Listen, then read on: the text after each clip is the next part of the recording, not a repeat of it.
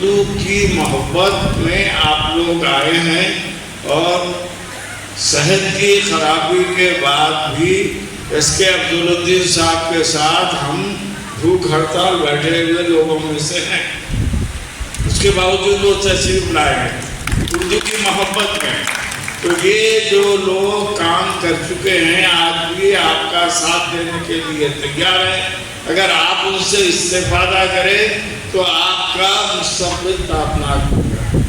کسی شاعر نے لکھا ہے، ہزار کوشش کرے زمانہ نہ مٹ سکی ہے نہ مٹ سکے گی.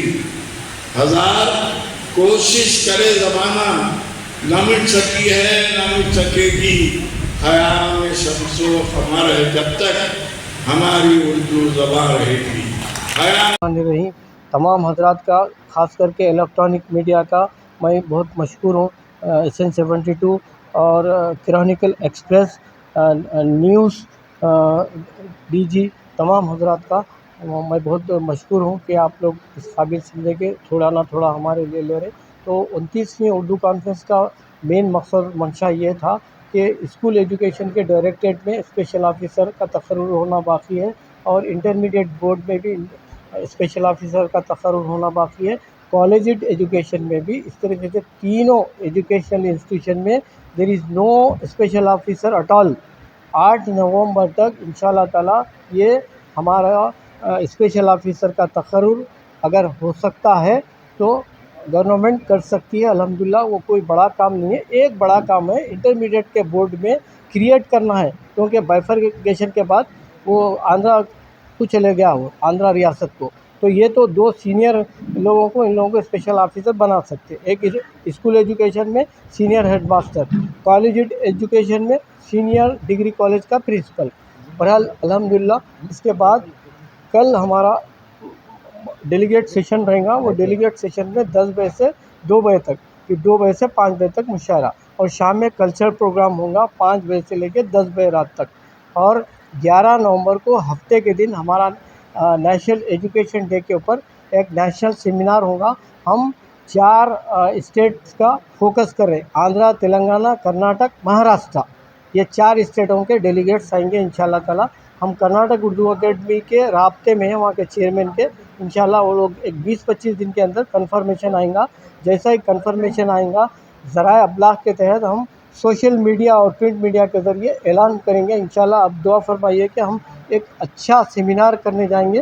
وہ سیمینار سے پہلے ہم تیاری کمیٹی کا اجلاس رکھ کے آپ لوگوں کے انٹلیکچوئل کے خیالات، اکیڈمیشین کے خیالات کو سننے کے بعد پروگرام کو خطیت دی جائیں گی. جزاک اللہ خیرا کثیرا. السلام علیکم ورحمۃ اللہ وبرکاتہ. اللہ حافظ. 29ویں اردو کانفرنس تحفظ تنظیم کی جانب سے منعقد کی گئی ہے. اس میں حصہ لیتے ہوئے میں ڈاکٹر حمیرہ تسنیم، شاطمانہ یونیورسٹی، مجھے صدارت کی ذمہ داری دی گئی تھی. اس کانفرنس میں مختلف ممالک سے لوگ تشریف لائے ہیں، ضلع سے تشریف لائے ہیں، جس میں 4 مقالے پیش کیے گئے اور مختلف قسم کے عنوانات پر بات ہوئی ہے اور 12 لوگ اپنے خیالات کا اظہار کیا ہے. اس طرح سے 4 مقالات جو پڑھے گئے ہیں اس کے عنوانات: اردو زبان کی تدریس میں جدت اور مسائل، اردو زبان و ثقافت کی اہمیت، غیر سرکاری تنظیموں کا کردار اردو کے تحفظ میں. اس کے علاوہ پروفیسر مجید بیدار، پرنسپل ناظم علی صاحب اور ڈاکٹر نجمہ، ڈاکٹر رضوانہ،